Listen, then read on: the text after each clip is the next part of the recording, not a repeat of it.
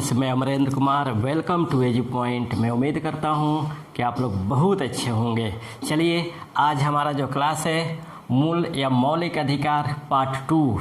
इसके पहले मैं आपको मूल अधिकार के पार्ट 1 में मूल अधिकारों की परिभाषा, मूल अधिकारों का विकास, मूल अधिकारों का संवैधानिक प्रावधान और मूल अधिकार के प्रकार में पढ़ाया था, है ना। मूल अधिकारों के प्रकारों में मैं समता या समानता का अधिकार, साथ ही स्वतंत्रता के अधिकारों को मैं पढ़ाया था। आज हमारा जो क्लास है वह तीसरा नंबर मूल अधिकार है, वह है शोषण के विरुद्ध अधिकार, है ना। तीसरा नंबर शोषण के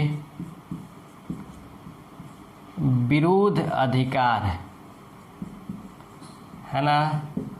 शोषण के विरुद्ध अधिकार, ठीक। शोषण के विरुद्ध अधिकार में राइट अगेंस्ट एक्सप्लॉयटेशन, है ना। इसका इंग्लिश होता है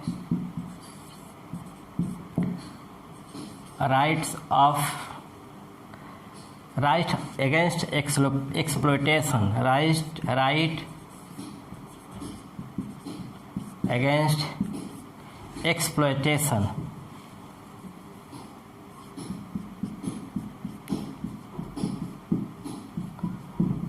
ठीक ना।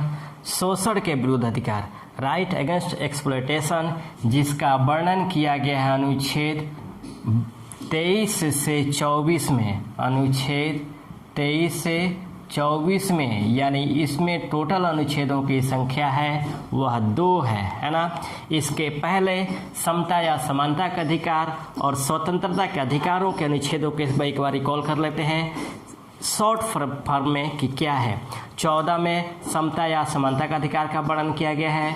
15 में किसी व्यक्ति के साथ किसी भी तरह का कोई भेदभाव नहीं किया जा सकता, वह वर्णन किया गया है। 16 में लोक नियोजन के अवसर के समानता का अधिकार दिया गया है। 17 में अस्पृश्यता के अंत का प्रावधान किया गया है और 18 में उपाधियों के अंत का प्रावधान किया गया है। दूसरा नंबर मूल अधिकार है स्वतंत्रता के अधिकारों में, तो अनुच्छेद 19 में वाक्य एवं व्यक्ति का अधिकार दिया गया है, साथ ही प्रेस की स्वतंत्रता का अधिकार दिया गया है। 20 में आपको सजाओं के विरुद्ध दोषसिद्धि के संरक्षण का प्रावधान दिया गया है। 21 में प्राण एवं दैहिक स्वतंत्रता का प्रावधान किया गया है। 21 के खंड ए में शिक्षा के मूल अधिकार का प्रावधान किया गया है और 22 में गिरफ्तारी से संरक्षण से संबंधित प्रावधान किया गया है। अब हम बात करते हैं शोषण के विरुद्ध अधिकार अर्थात राइट अगेंस्ट एक्सप्लॉयटेशन, अर्थात अनुच्छेद 23 से 24 में इसका वर्णन किया गया है, यानी इसमें 2 अनुच्छेद है ना। इसमें पहला है अनुच्छेद 23, समझिएगा। अनुच्छेद 23 में आपको मानव दुर्व्यापार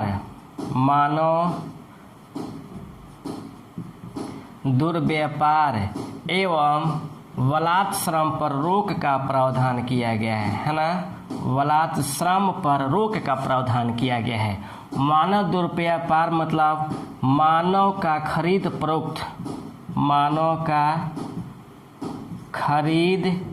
फरोख्त या क्रय विक्रय नहीं किया जा सकता, मानव तस्करी नहीं की जा सकती, और बलात्श्रम मतलब होता है जबरदस्ती किसी से काम नहीं लिया जा सकता, यानी बंधुआ मजदूरी नहीं कराई जा सकती, किसी से बंधुआ मजदूरी नहीं कराई जा सकती है। ये आपको प्रावधान किया गया। फिर समझिएगा, अनुच्छेद 23 में मानव के क्रय विक्रय पर रोक लगाया गया है या मानव तस्करी पर रोक लगाया गया है। साथ ही आपको बलात्श्रम यानी किसी से जबरदस्ती कोई काम नहीं लिया जा सकता है, अर्थात बंधुआ मजदूरी पर रोक का प्रावधान किया गया है। किस अनुच्छेद में? अनुच्छेद 23 में। उसके बाद अनुच्छेद 24 में 6 से 14 वर्ष के बच्चों को किसी होटलों या कारखानों इत्यादि में नियोजन पर रोक का प्रावधान किया गया है। इसमें कहा गया है कि अगर वो 6 से 14 वर्ष का बच्चा है तो उसे किसी भी तरह का कोई काम नहीं लिया जा सकता, चाहे होटलों में या कारखानों में या किसी भी सेक्टर में काम नहीं लिया जा सकता। अगर ऐसा लिया जाता है तो वह बाल श्रम के अधीन आएगा, है ना। वो आपको बाल श्रम के अधीन आएगा और बाल श्रम के अधीन आने के बाद दंड का प्रावधान होंगे, ठीक ना। तो ये आपको अनुच्छेद 23 और 24 में प्रावधान किया गया है ना। 24 में 6 से 14 वर्ष के बच्चों को किसी होटलों या कारखानों में नियोजन पर रोक का प्रावधान किया गया है। तो ये आपको शोषण के विरुद्ध का अधिकार है, आपको मूल अधिकार 3 में, ठीक। अब हम बात करते हैं मूल अधिकार नंबर 4, धार्मिक स्वतंत्रता का अधिकार, ठीक ना। धार्मिक स्वतंत्रता का अधिकार, right to freedom of religion, है ना। Right to freedom of religion के बारे में समझते हैं। चौथा नंबर जो हमारा मूल अधिकार है वह आपको धार्मिक स्वतंत्रता का अधिकार है। धार्मिक स्वतंत्रता का अधिकार, right to freedom, right to freedom of religion, समझिएगा। इसका जो वर्णन किया गया है वो अनुच्छेद 25 से 28 तक में किया गया है, यानी इसमें टोटल अनुच्छेदों की जो संख्या है वह आपको 4 है ना। समझिएगा, धार्मिक स्वतंत्रता का अधिकार का जो वर्णन किया गया अनुच्छेद 25 से 28 तक में, यानी इसमें टोटल अनुच्छेदों की संख्या है वो आपको 4 है। आ जाए क्वेश्चन कि धार्मिक स्वतंत्रता के अधिकारों का वर्णन में कितने अनुच्छेद हैं, तो 4 है। समझिएगा, भारतीय संविधान के अनुच्छेद 25 से 28 तक में धार्मिक स्वतंत्रता का प्रावधान किया गया है ना। धार्मिक स्वतंत्रता का प्रावधान किया गया है। हालांकि 42वें संविधान संशोधन 1976 के तहत उद्देशिका में पंथ निरपेक्षता नामक शब्द को जोड़ा गया, जिसे धर्म निरपेक्ष के नाम से भी जाना जाता है। तो 42वें संविधान संशोधन 1976 के तहत प्रियम्बल में, है ना, प्रियम्बल यानी उद्देशिका में पंथ निरपेक्ष शब्द को जोड़ा गया, है ना। पंथ निरपेक्ष शब्द को जोड़ा गया। यहाँ पंथ निरपेक्ष शब्द का आशय है कि राज्य का अपना कोई धर्म नहीं है, बल्कि धर्मों के मामलों में वह तटस्थता की नीति अपनाएगा, है ना। धर्मों के मामले में वह अपने तटस्थता की नीति अपनाएगा, वह प्रियम्बल में इसका प्रावधान किया गया है। और एक बात याद रखेंगे, पूरा विश्व में सबसे पहले धर्मनिरपेक्षता को स्वीकार करने वाला देश है वह अमेरिका है, यानी पहला धर्मनिरपेक्ष जो राष्ट्र है वह अमेरिका है। विश्व में सबसे पहले धर्मनिरपेक्ष राष्ट्र आपका अमेरिका है। याद रखिएगा, क्वेश्चन आ जाए कि विश्व में सबसे पहले धर्मनिरपेक्ष राष्ट्र कौन सा है, तो अमेरिका को अपने आप को धर्मनिरपेक्ष राष्ट्र घोषित किया गया। आइए इसका एक एक अनुच्छेदों को देखते हैं। पहला अनुच्छेद है 25। समझिएगा, इस अनुच्छेद में वर्णन किया गया है कि कोई भी व्यक्ति अपने धर्मों का अबाध रूप से प्रचार प्रसार कर सकता है ना, बिना रोक टोक के अपने उपदेशों को प्रचार प्रसार कर सकता है, इसके लिए कोई मनाही नहीं होगी। फिर समझिएगा, इस अनुच्छेद के तहत कोई भी व्यक्ति अपने धर्मों का अबाध रूप से प्रचार प्रसार कर सकता है, ठीक ना। अबाध रूप से, अबाध का मतलब होता है बिना रोक टोक, अबाध रूप से प्रचार प्रसार कर सकता है, प्रचार प्रसार कर सकता है। लेकिन ये ध्यान रखना होगा कि अपने धर्मों का प्रचार प्रसार तो करे, लेकिन अपने धर्मों के प्रचार प्रसार के क्रम में किसी अन्य धर्मों की भावनाएं का आहट नहीं होनी चाहिए, ठीक ना। इसी तरह अनुच्छेद 26 में प्रावधान किया गया है धार्मिक कार्यों का प्रबंधन, है ना। इस अनुच्छेद में प्रावधान किया गया है कि कोई व्यक्ति अपने धार्मिक कार्यों का प्रबंधन कर सकता है, इसके लिए कोई रोक टोक नहीं है, है ना। धार्मिक कार्यों का प्रबंधन, धार्मिक कार्यों का प्रबंधन कर सकता है, इसके लिए कोई रोक टोक नहीं है। और अनुच्छेद 27 में है कि धर्म के विकास के लिए करों के अगर इस अनुच्छेद के तहत प्रावधान किया गया है कि धर्म के विकास में करों की वसूली पर रोक का लगाया गया है, ठीक ना। यानी मान लीजिए कोई व्यक्ति धर्म का विकास, कोई धर्म अपना धर्म का विकास कर रहे हैं तो उस पर कर नहीं लगाया जा सकता। वो धर्म के विकास के लिए उसके लोगों पर कर नहीं लगाया जा सकता है। ये आपको प्रावधान किया गया अनुच्छेद 27 में। सिंपली सीधे समझिएगा, मान लीजिए मैं हिंदू धर्म से संबंधित हूँ और हिंदू धर्म के लोग जो अपने धर्म का विकास कर रहे हैं और उस धर्म को विकास करने के लिए जो मेरे ऊपर टैक्स लगाते हैं तो टैक्स को देने के लिए मैं बाध्य नहीं हूँ, है ना। यानी धर्म के विकास में करों से मुक्ति का प्रावधान किया गया है ना। धर्मों के विकास में करों से मुक्ति का प्रावधान किया गया है। यानी कोई भी व्यक्ति अगर अपने धर्मों का विकास करता है तो ज़बरदस्ती किसी के ऊपर उसके विकास के लिए टैक्स नहीं लगाया जा सकता। और 28 प्रावधान है कि व्यक्ति राज्य द्वारा जो शिक्षण संस्थानों को स्थापित किया गया है उसमें धार्मिक शिक्षा नहीं दी जा सकती, है ना। 28 में प्रावधान है कि राज्य द्वारा स्थापित शिक्षण संस्थाओं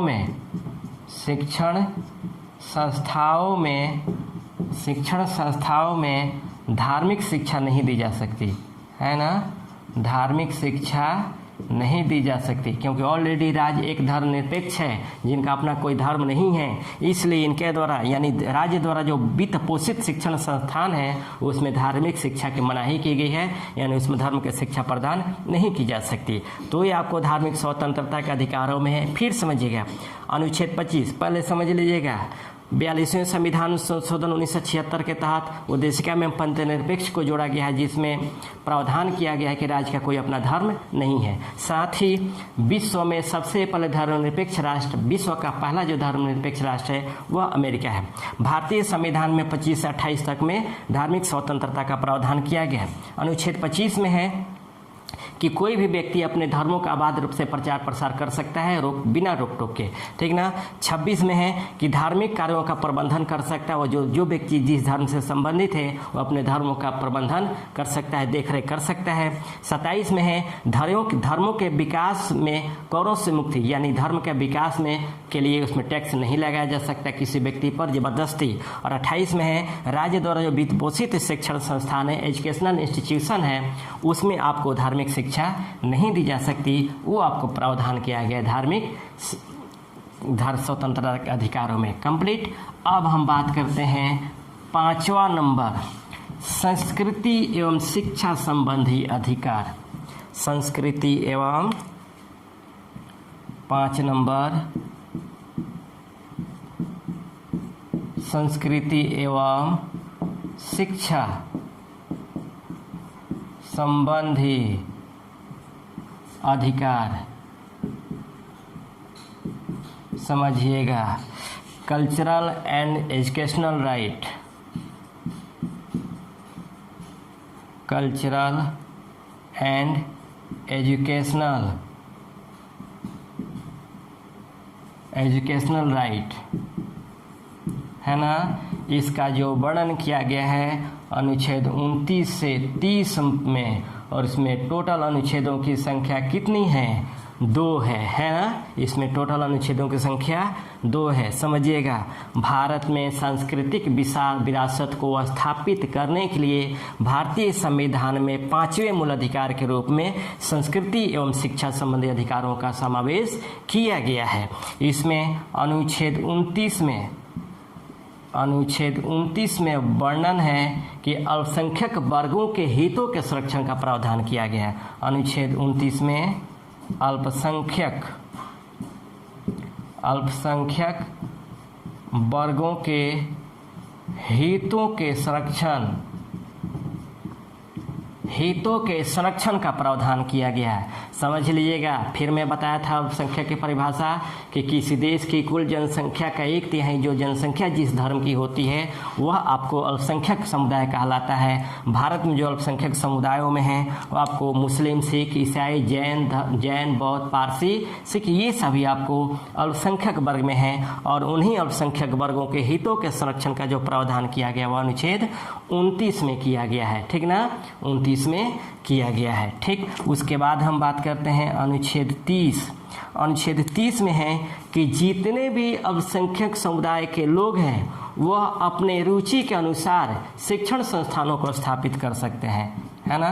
अल्पसंख्यक वर्ग के जितने भी लोग हैं अपने रुचि के अनुसार शिक्षण संस्थानों को स्थापित कर सकते हैं। शिक्षण संस्थानों को, एजुकेशनल इंस्टीट्यूशनों की स्थापना कर सकते हैं और अपने धर्म की शिक्षा उसमें दे सकते हैं। उसमें राज्य का कोई हस्तक्षेप नहीं होगा। तो अनुच्छेद 29 में अल्पसंख्यक वर्गों के हितों के संरक्षण का प्रावधान किया गया है और अनुच्छेद 30 में अल्पसंख्यक वर्ग, जितने सभी अल्पसंख्यक वर्ग अपने रुचि के अनुसार शिक्षण संस्थानों की स्थापना कर सकते हैं। ये हमारा कल्चरल एंड एजुकेशनल राइट्स है ना, जिसमें अनुच्छेद 29 से 29 का वर्णन किया गया है, यानी 2 अनुच्छेदों का वर्णन किया गया है। ठीक ना। अब हम बात करते हैं 6ठा नंबर मूल अधिकार, वह है हमारा संवैधानिक उपचारों का अधिकार। संवैधानिक उपचारों का अधिकार, राइट टू कॉन्स्टिट्यूशनल रिमेडीज, है ना। 6 नंबर है संवैधानिक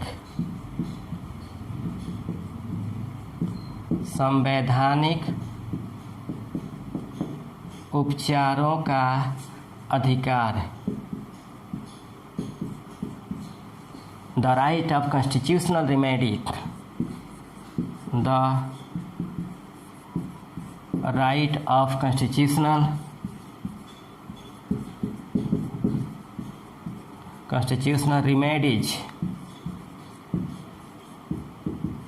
रिमेडीज, है ना। संवैधानिक उपचारों का अधिकार, समझिएगा, भारतीय संविधान में भाग 3 में बहुत बड़े नागरिकों के लिए बहुत व्यापक रूप में मूल अधिकार दिया गया है और उन्हीं मूल अधिकारों के सुरक्षा के लिए, उनके उपचारों के लिए संवैधानिक उपचारों का अधिकार का प्रावधान किया गया है अनुच्छेद 32 के तहत, है ना। अनुच्छेद 32 के तहत ये प्रावधान किया गया है। समझिएगा, हमें जितने भी मूल अधिकार दिए गए हैं उन सभी मूल अधिकारों का में सबसे जो महत्वपूर्ण है वह अनुच्छेद 32 है ना। ये जितने भी मूल अधिकार दिए गए हैं उन सभी मूल अधिकारों में जो सबसे महत्वपूर्ण मूल अधिकार है वो हमारा अनुच्छेद 32 है। इसलिए डॉक्टर भीमराव अंबेडकर ने अनुच्छेद 32 को भारतीय संविधान की आत्मा या हृदय कहा है ना। इसलिए डॉक्टर भीमराव अंबेडकर ने अनुच्छेद 32 को भारतीय संविधान की आत्मा या हृदय कहा है ना। याद रखिएगा, उद्देशिका को भी, है ना, उद्देशिका को भी आपको भारतीय संविधान की आत्मा कहा गया है ना। भारतीय संविधान की आत्मा कहा गया है एवं कुंजी कहा गया है, याद रखेंगे, ठीक ना। अब समझिएगा, हमें जितने भी मूल अधिकार दिए गए हैं इनमें से अगर किसी भी मूल अधिकारों का उल्लंघन होता है ना, जितने मूल अधिकार दिए गए हैं उन सभी मूल अधिकारों में अगर किसी भी मूल अधिकारों का उल्लंघन होता है तो अनुच्छेद 32 के तहत सुप्रीम कोर्ट में तथा अनुच्छेद 226 के तहत हाई कोर्ट में उसके सुरक्षा के लिए उपचार किया जा सकता है। उपचार या रीट दायर किया जा सकता है ना। रीट का मतलब होता है समादेश। रीट का जो मतलब होता है वह समादेश होता है। फिर समझिएगा, यदि हमारे मूल अधिकारों का उल्लंघन होता है तो अनुच्छेद 32 के तहत सुप्रीम कोर्ट में तथा अनुच्छेद 226 के तहत हाई कोर्ट में रीट दायर कर सकते हैं, है ना। रीट का जो हिंदी होता है वह समादेश होता है और मूल अधिकारों के उल्लंघन से संबंधित जो हम सुप्रीम कोर्ट या हाई कोर्ट में रीट दायर करते हैं उन रीटों की जो संख्या है वह 5 है ना। उन रीटों की जो संख्या है वह 5 है ना। उपचारों के, मूल अधिकार के उपचारों के संबंध में, मूल अधिकारों के उपचारों के संबंध में 5 प्रकार के रीट दायर किया जा सकता है, सुप्रीम कोर्ट में या हाई कोर्ट में। ये 5 प्रकार के रीट कौन कौन सा है समझिएगा। 1 नंबर है आपका बंदी प्रत्यक्षीकरण। बंदी प्रत्यक्षीकरण है ना। बंदी प्रत्यक्षीकरण को इंग्लिश में कहा जाता है हैबियस कॉर्पस, है ना, हैबियस कॉर्पस। उसका 2 नंबर में है परमादेश। परमादेश यानी मैंडेमस। मैंडेमस। उसके बाद 3 नंबर में है आपको प्रतिषेध। प्रतिषेध यानी प्रोहिबिशन। प्रोहिबिशन। उसके बाद 4 नंबर में है उत्प्रेषण। उत्प्रेषण कार्टियोररी।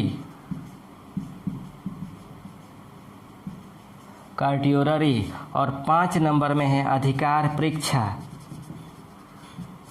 अधिकार परीक्षा यानी आपको को वारंटो, QUO वारंटो।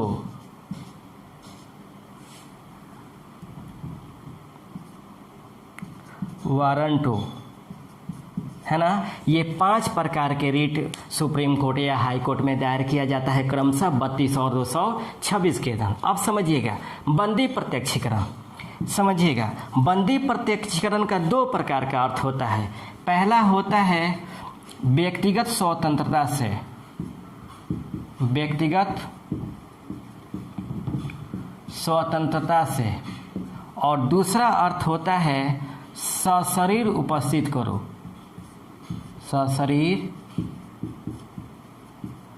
उपस्थित करो। समझिएगा यह हमारे गिरफ्तारी से संबंध है। यदि हम गिरफ्तार होते हैं तो गिरफ्तारी के बाद यदि हमारे मूल अधिकारों का 24 घंटे के बाद उल्लंघन होता है तो हमारे व्यक्तिगत स्वतंत्रता का उल्लंघन हो जाता है। और जब व्यक्तिगत स्वतंत्रता का उल्लंघन होता है तो अनुच्छेद 32 या अनुच्छेद 226 के तहत हम सुप्रीम कोर्ट में रिट दायर करते हैं अपने अधिकारों के संरक्षण हेतु। और दूसरा होता है कि अगर गिरफ्तार किया जाता है तो 24 घंटे के अंदर न्यायिक मजिस्ट्रेट के सामने जब प्रस्तुत किया जाता है उनके गिरफ्तारी के कारणों को जानने के लिए उसे कहा जाता है सशरीर उपस्थित करो। तो बंदी प्रत्यक्षीकरण का 2 अर्थ होता है व्यक्तिगत स्वतंत्रता से और सशरीर उपस्थित करो। ये पूछा हुआ है क्वेश्चन है ना। ये पूछा है कि बंदी प्रत्यक्षीकरण का क्या अर्थ होता है। तो 2 अर्थ होते हैं, एक व्यक्तिगत स्वतंत्रता से और दूसरा सशरीर उपस्थित करो। दूसरा है परमादेश। परमादेश का अर्थ होता है हम आदेश देते हैं। हम आदेश देते हैं। समझिएगा ऊपरी न्यायालयों द्वारा निचले न्यायालयों को, प्राधिकारियों को या लोगों को जो आदेश दिया जाता है कि आप अपने सीमाओं में रहकर ही काम करें उसी को कहा जाता है परमादेश। यहाँ संधि विच्छेद भी करेंगे तो परम मतलब उच्च होता है और आदेश यानी परम आदेश। तो ऊपरी न्यायालयों द्वारा निचले न्यायालयों, प्राधिकारियों या लोगों को जो आदेश दिया जाता है उसी को कहा जाता है मैंडेमस अर्थात परमादेश। अब आते हैं प्रतिषेध। प्रतिषेध का मतलब होता है मना करना। मना करना है ना। प्रतिषेध का अर्थ होता है मना करना। यानी जो उच्चले न्यायालय होता है, उच्च न्यायालय होता है, जो ऊपरी न्यायालय होती है वो निचले न्यायालय और प्राधिकारियों को वह उनके सीमाओं में रहकर काम करने के लिए जो बोला जाता है उसी को कहा जाता है मना करना। यानी वो अपने सीमाओं के अंदर में ही रहकर काम करें, अपने सीमाओं का अतिक्रमण न करें, ये हमें कहा जाता है मना करना, प्रतिषेध। उसके बाद है उत्प्रेषण। उत्प्रेषण का मतलब होता है सूचित करना। सूचित करना।